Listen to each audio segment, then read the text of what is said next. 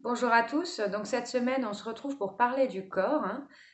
Cette série de vidéos qui est consacrée aux quatre parties du corps dont je vous ai parlé dans la première vidéo. Nous avons parlé la semaine dernière de l'âme et aujourd'hui, on va parler du corps. Le corps dans la spiritualité a toute son importance, hein, bien sûr, même quand on n'est pas dans la spiritualité d'ailleurs, hein, il est important de pratiquer une activité physique, d'entraîner son corps, d'en prendre soin, d'essayer au mieux de manger plus sainement et avec des produits de qualité. Euh, voilà, donc tout ça très important et on entend parler beaucoup, donc je pense que je ne vous apprends rien. Au niveau spirituel, ce que je voulais vous dire par rapport au corps, c'est que c'est là où réside votre âme, bien sûr, ainsi que votre pensée, votre conscience, votre mental du coup.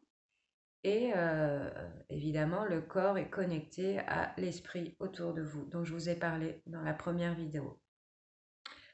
Donc l'importance du corps, hein, surtout quand on commence à s'intéresser à tout ce qui est spirituel, c'est de ne pas oublier d'y résider, d'y être au présent. On en a parlé un petit peu la semaine dernière, être au présent avec son âme, mais être au présent avec son corps a toute son importance aussi. Alors qu'est-ce que c'est être présent avec son corps? Être présent avec son corps, c'est prendre du temps pour ressentir les parties de nous, prendre du temps pour ressentir chaque élément, chaque muscle, chaque partie de nous. Donc ça, surtout, on va le faire au niveau de la relaxation. C'est très important. Donc c'est quelque chose que je pratique depuis quelques années et très très important de se rappeler qu'on est à l'intérieur d'un corps parce que souvent, ce qui se produit, c'est que le mental pense qu'il réside ici. Sauf que, non, on réside de partout. Ce que je vous raconte peut vous paraître un peu ridicule, mais ça a toute son importance. Et je pense que certaines personnes qui m'écoutent et qui me regardent comprennent de quoi je parle. Une chose qui est simple.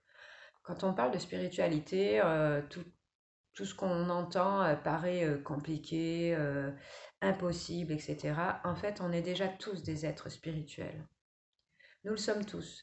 Sauf que, ben voilà, il faut en prendre conscience. Je vous en ai parlé la semaine dernière, prendre conscience de son âme, de cette partie à l'intérieur de nous, c'est important. Prendre conscience de son corps l'est tout autant. Donc du coup, pour en prendre conscience, il est important de faire des expériences. Par exemple, lorsque vous allez vous promener dans la nature, hein, c'est vraiment un endroit qui permet de se reconnecter à soi, à tout son soi d'ailleurs. Et oui, de nos jours, on n'a plus trop le temps, on oublie, mais à l'origine, on est quand même des êtres vivants de la planète Terre, et du coup, notre environnement nous fait du bien, il est fait pour nous. À la base, il n'y avait pas des maisons en pierre, etc., etc. Tout ça, on l'a construit effectivement pour notre confort, ce qui est très bien, mais on oublie de nous connecter à la vraie nature, celle qui nous entoure. Donc, vous avez déjà remarqué que quand vous allez vous promener, juste après, vous êtes fatigué, mais en même temps, il y a une espèce de paix qui se dégage à l'intérieur. Et donc, du coup, ça, c'est très très important pour le corps de fouler la terre, de ressentir la nature, toucher la terre, toucher la nature, toucher les plantes, toucher les arbres. Tout ça, ça a son importance. Mais le faire en conscience. Vous voyez, c'est comme pour tout ce que je dis depuis le début, on a des habitudes et on ne se connecte plus à rien.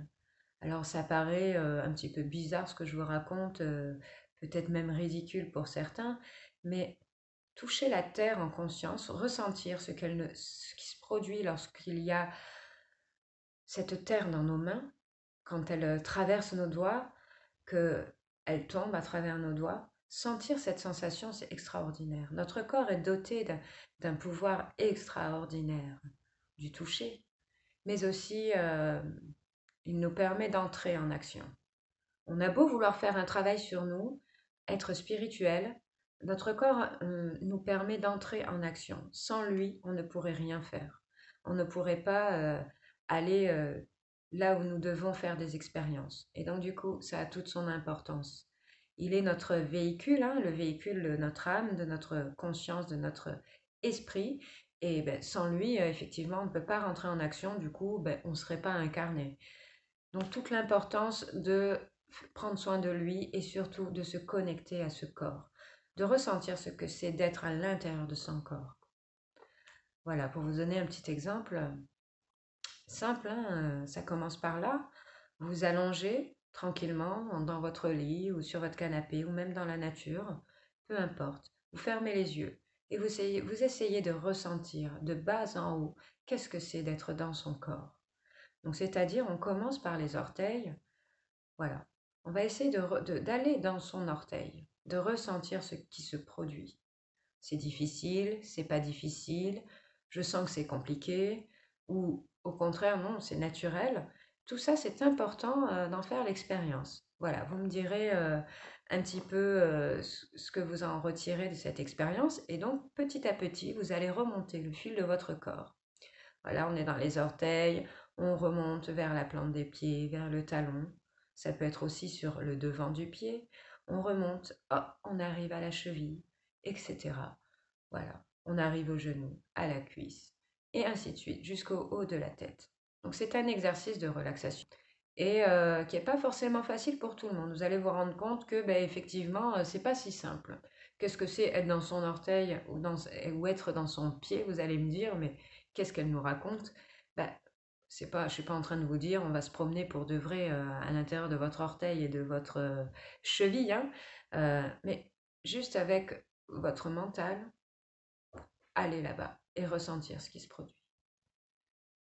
Par rapport à la relaxation et au fait de ressentir toutes les parties de son corps, être bien avec lui, je vais vous mettre en lien une petite relaxation que j'avais écrite il y a quelques années. Donc du coup, vous pouvez mettre une petite musique de fond que vous pouvez trouver facilement sur YouTube. Il y en a plein, des petites méditations avec des musiques de fond très sympas. Alors, prendre conscience de son corps par tous ces petits exercices de relaxation dont je vous ai parlé, important parce que du coup, vous avez remarqué que quand il y a des facteurs émotionnels extérieurs et même intérieurs d'ailleurs qui nous font du mal, notre corps somatise. C'est là que l'émotion, lorsqu'elle n'est pas écoutée, entendue, qu'elle est rejetée, en partie s'exprime. Donc ça veut dire que ben voilà, quand on est angoissé, stressé, vous avez déjà remarqué que c'est à l'intérieur que ça se passe. On a mal au ventre ou des fois on a mal au crâne quand on a trop pensé. Voilà, la somatisation, c'était important d'en parler. Voilà, donc du coup, prendre soin de son corps, apprendre à en prendre conscience, va vous permettre de mettre le doigt dessus. Tiens, oui, là j'ai mal à cet endroit, mais qu'est-ce que ça veut dire? Ou il y a quelque chose que je n'ai pas écouté, ou il y a quelque chose que je n'ai pas compris. En tout cas, mon corps réagit. Je vous parle de somatisation, là on ne parle pas des grosses maladies. C'est vraiment ça, c'est d'un autre registre, hein, effectivement, même s'il y a toujours des facteurs émotionnels. Là, je vous parle de choses très simples. D'accord? Avoir les boules, hein, clairement, on le dit souvent, hein, quand on a les boules, voilà, ça se met là, à la gorge, hein, on a la gorge serrée, on a du mal à déglutir. Des fois, on peut avoir des aphtes hein, quand on est très fatigué, quand on a trop réfléchi.